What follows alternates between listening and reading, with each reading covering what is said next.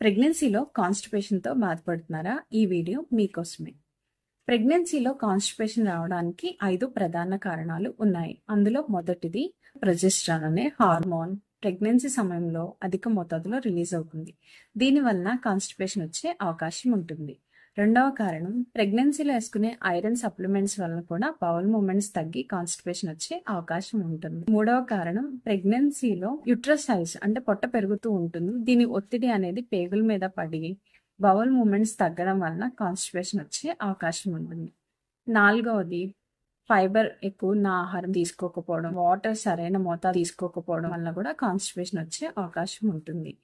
ఐదవ కారణం physical activity తక్కువగా ఉండడం, అంటే ఎక్కువగా ఎక్సర్సైజెస్ అలాంటివి ఏమీ చేయకుండా ఉండడం వల్ల కూడా ఈ కాన్స్టిపేషన్ సమస్య వచ్చే అవకాశం ఉంటుంది. దీనికి మనం ఏం చేయాలి? ముందుగా మనం చెప్పుకున్నట్లుగా ఫైబర్ రిచ్ డైట్ని తీసుకోవడం చాలా ఇంపార్టెంట్. ఈ ఫైబర్ రిచ్ డైట్ వచ్చేసి ఫ్రూట్స్లో మనం చూసినట్లయితే అరటి పండు, ఇంకా జామకాయ, పప్పాయ, బాగా పండిన పప్పాయ ఇలాంటివి తీసుకోవడం వల్ల వీటిలో ఫైబర్ ఎక్కువగా ఉంటుంది. కూరగాయల్లో వచ్చి ఆనపకాయ, బీరకాయ, బెండకాయ, కాకరకాయ ఇలాంటి వాటిలో ఫైబర్ ఎక్కువగా ఉంటుంది. ఆకుకూరల్లో తోటకూర, పాలకూర, చుక్కకూర, ఇంకా గోంగూర ఇలాంటి ఆహారాలు తీసుకున్నట్లయితే వీటిలో ఫైబర్ ఎక్కువగా ఉంటుంది కాబట్టి కాన్స్టిపేషన్ సమస్య అనేది దూరం అవుతుంది. 25 నుండి 30 గ్రాముల ఫైబర్ని ఖచ్చితంగా డైలీ వారి డైట్లో ఉండేటట్టు చూసుకోవాలి. 15 నుండి 30 నిమిషాల ఎక్సర్సైజ్, వ్యాయామం అనేది చాలా మంచిది. కొన్ని స్ట్రెచ్చింగ్ ఎక్సర్సైజెస్, చిన్న వాకింగ్, చిన్న మూమెంట్స్ ఇలాంటివి చేయడం వల్ల ఫిజికల్ యాక్టివిటీ పెరిగి బౌల్ మూమెంట్స్ అనేవి చక్కగా ఉంటాయి.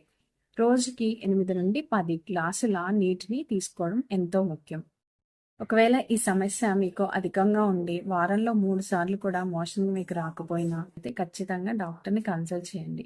డాక్టర్ని కన్సల్ట్ చేసినట్లయితే మీకు ఏదైనా ఫైబర్ సప్లిమెంట్స్ ఇవ్వడమా, డైటరీ మోడిఫికేషన్స్ చేయడమా, లేకపోతే ఏమైనా లాక్సేటివ్ సిరప్ని ఇవ్వడమా, లేకపోతే సపోజిటరీస్ లేక ఎనిమాని ప్రిఫర్ చేయడమా అనేది మీ యొక్క కండిషన్లో ఉన్న తీవ్రతను బట్టి డాక్టర్ దాన్ని సిఫారసు చేయడం జరుగుతుంది.